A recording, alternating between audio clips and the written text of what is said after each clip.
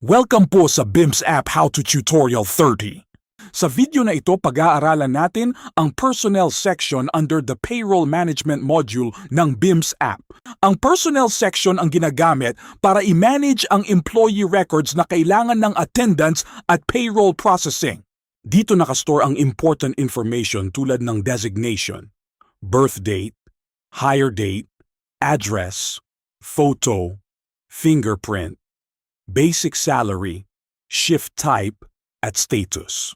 Mahalaga ang section na ito dahil ang personnel record ang foundation ng ibang payroll-related functions. Ang information na nakasave dito ay ginagamit ng daily time record, payroll, deductions, loans, at iba pang connected payroll processes.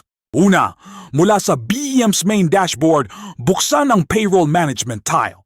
Pagbukas ng payroll management page, makikita ang iba't ibang sections. For this tutorial, i-click natin ang personnel.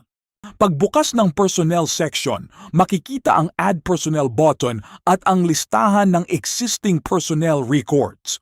Sa table, makikita ang designation, birth date, hire date, address, photo, fingerprint, basic salary, shift type, overtime, status, at actions. Ang designation ay ang position or role ng personnel.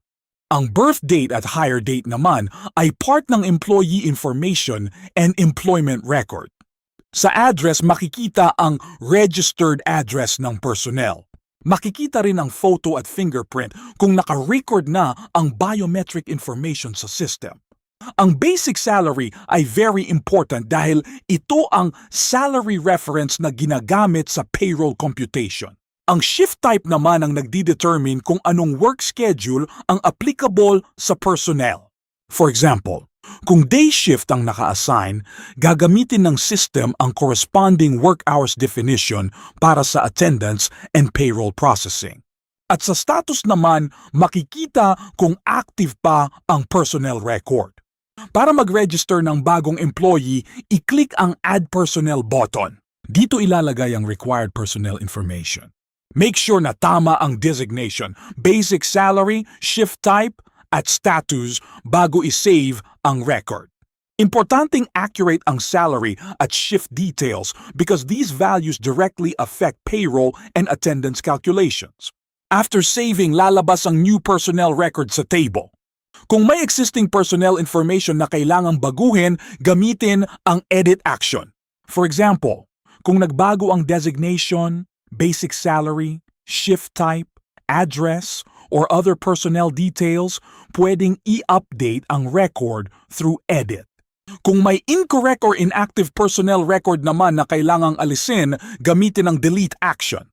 Pero bago mag-delete, siguraduhin muna na tama ang action because personnel records may already be linked to DTR, payroll, deductions, loans, and other historical records.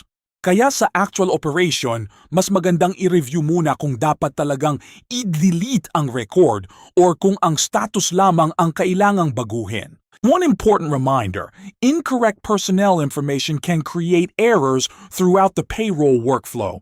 Kung mali ang basic salary, magiging mali rin ang payroll computation. Kung mali ang shift type, pwedeng maapektuhan ang attendance calculation. At kung outdated ang personnel information, maaari ring magkaroon ng inconsistencies sa DTR, deductions, and loan records. Kaya magandang practice na regular na i-review at i-update ang personnel records.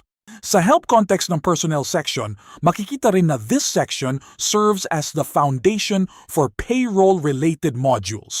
Personnel records are used in DTR, payroll, deductions, and loans.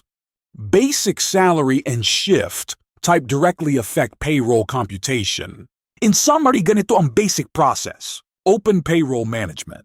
Go to Personnel. Review the existing personnel records. Click Add Personnel para mag-register ng bagong employee. Use Edit kung may personnel information na kailangang i-update. Use Delete only when necessary and after confirming that the record should really be removed. Most importantly, keep the basic salary, shift type, and personnel status accurate and updated. Dahil kapag tama ang personnel setup, mas reliable din ang succeeding attendance and payroll computations. For now, ito muna ang tutorial on how to manage personnel records in the BIMS app. Pwede nyo rin pong subukan ang BIMS app mismo. Punta lang po kayo sa BIMS website portal, https://epfcomposite.com, tapos i-click ang Launch BIMS app button. Pagkatapos po, lalabas ang login page. Para makapag-login pansamantala, gamitin lang po ang login credentials na nakasulat sa itaas ng login page. Ang BIMS app po ay online daily from 8 a.m. to 8 p.m. for evaluation.